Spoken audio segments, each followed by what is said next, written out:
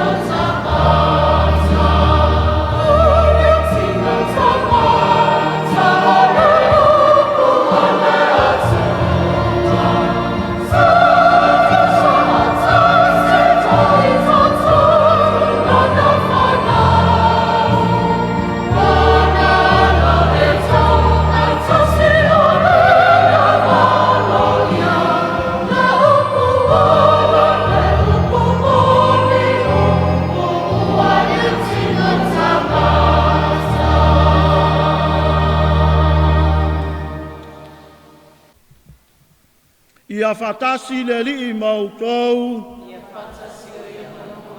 Wholofolanga o le tala le leia le li mai le vangaria pa ia a mātai o.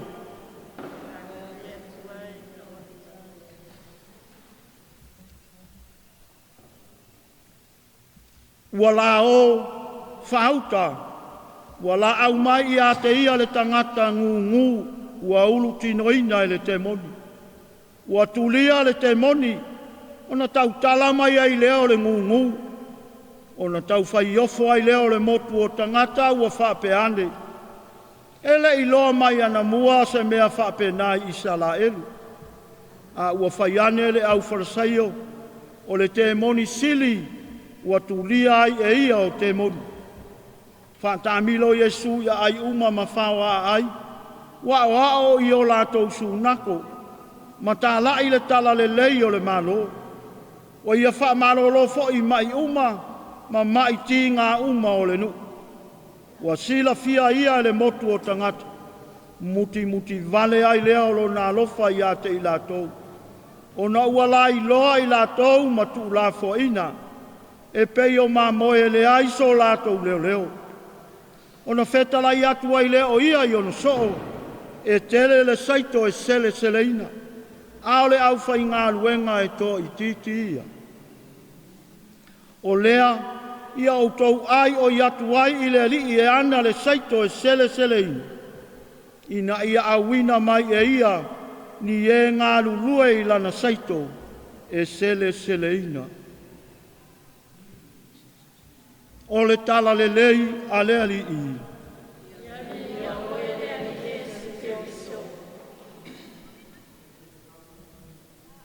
O le fatu o le whaatala le leinga, o le alofa. O le fatu o le whaatala le leinga, o le alofa.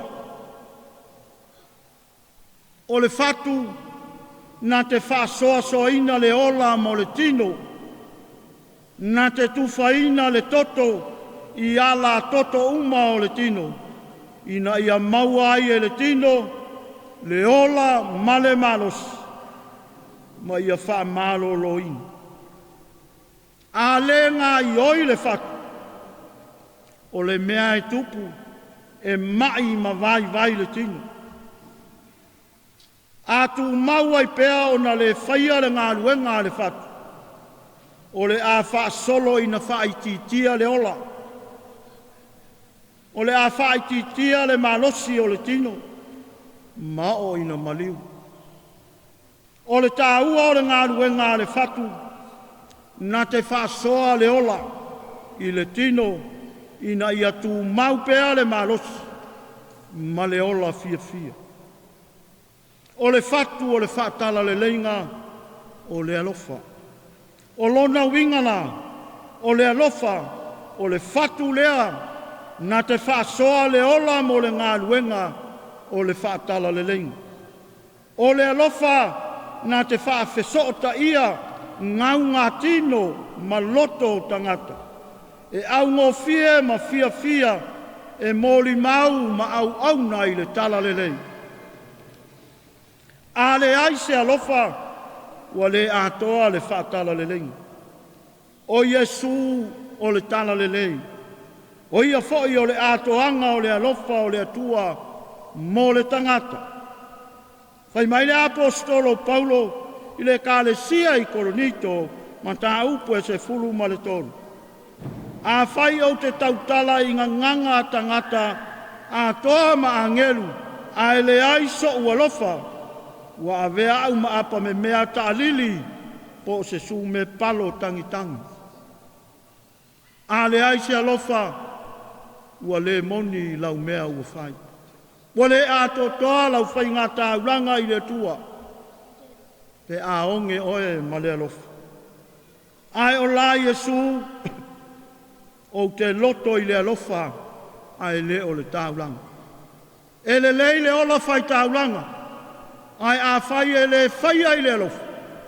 E le mu ma manongi le tāuranga i luma o le atua. Pe a fai e au no le fai ngā tāuranga ma le alofa. Ai a fai e whaavai le alofa lau tāuranga i le atua.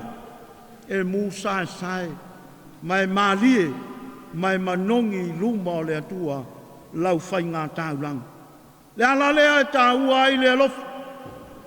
Fai mai le apostolo Paulo, a le ai le alofa, ua pepelo mea uma. A wā o le alofa, e lautu ai mea uma. A wā e le leile whaatuatua, e le leile whaalangolango. A o le sili o nā mea uma, o le alofa lea.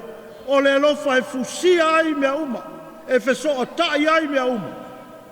Ina ia ola whaatasi mea uma, e vivii, ma au auna ma tau tua i le atua. Samoa ma le pureanga o le whiau le nā o le tala le lei mo i tāua. Ia whaia mea uma i le alofa. Whaavae mea uma i le alofa. Whaatino mea uma i le alofa. O na mālia i le i luma o le atua o a tātou whainga tāuranga ma tātou au aunanga i a te ia. Ia whapena o na whau ma soloi pea ia te oe mau le alofa o le atua. E mali ai a tā whainga tāuranga. Pe talailo tātou wali o Yesu o te loto i le alofa ai le o le tāuranga. A whai e te sauni e ave lau tāuranga ai te ilo o wha le tonu le wā oe ma le usoa tangata. Whai mailo tātou wali i tuu lau tāuranga. Ai alu e wha le lei ma lo uso na e saulea mo moli lau tāuranga. Samoa, le ala leo wa tupu ai le feita ngai ma le fe ese ai. Le ala leo wa so solo whaafi ai le fe vai ai se tonu a inga o nuu mai ka le sia. E a fo i le malo ma le atu. Ona ua fia ai le alofa, ina ua pa le alofa, ina ua le ai se alofa. Ua ngalo ai le isi tangata le tas tangata. Ua le fefe ai le isi e wha o le oti i le tas. Ua le ai se alofa. Ua le fefe ai le tangata ngaoi. Ua le fefe ai le tangata talepe fale. Ina ua le ai se alofa. A le wha manatu ua le tala le lei mo ta ua i le nei aso. ia tau masua lou alofa. Aua o le fatu lea, ma le atoanga lea o le tātou ngā luenga mōli mau, ma le ngā luenga o le tala lelei a lo tātou alii o Iesu Kerisi. O le alofa, o le fatu lea o le fatala lelei. I le suafa o le tamā, ma le alo, ma le anganga pa ia. Tātou tau tino nei le anganga o le whaafitai, ina wawea le kālesia, ma le pureanga Samoa pia, se kālesia whaamisionale. Le atu wae, wae wala wina i mātou e whaatala le leia le lalolangi. O le sini o le whaatala le lenga o le whaalutanga. O le malamalama o le whaatala le lenga o le tuspaia. O le papa o le whaatala le lenga o le whaatuatua. O le whaasofianga o le whaatala le lenga o le whaamoemoe. O le fatu o le whaatala le lenga o le alofu. O le ola o le whaatala le lenga o le tatalo. Le anganga o le whaatala le lenga o le filemu.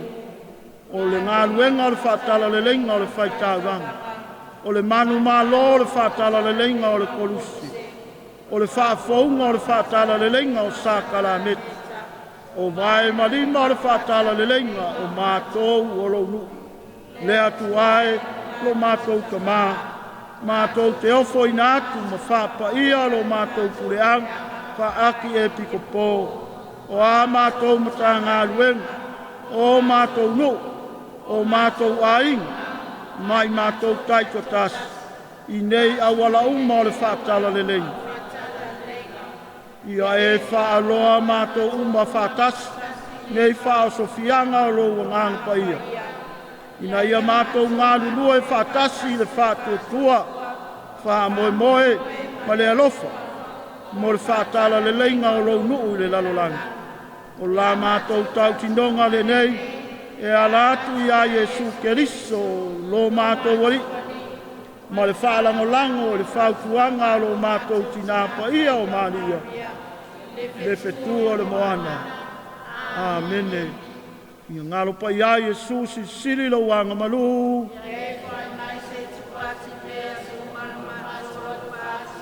Na lia pa ia wa le sawang sala talu lo fato atupu. Sangato Yosef hoe. Sangata ana pa ia e. O pe Paulo Leono pa iae. Le au angelo ma le au pa ia uma le atua i le langi. Ke li soe mātou te ifo ma whawhitai atu i a te oe. Ia i lunga o Samoa uma ma le pureanga. Ma whanau le atua i le lalolangi i antoa. Mai tātou uma taito tas. Whamanuianga le atua le oule ma losi umalam. Sua whaul tamā, ma le alo, ma le anganga pa ia.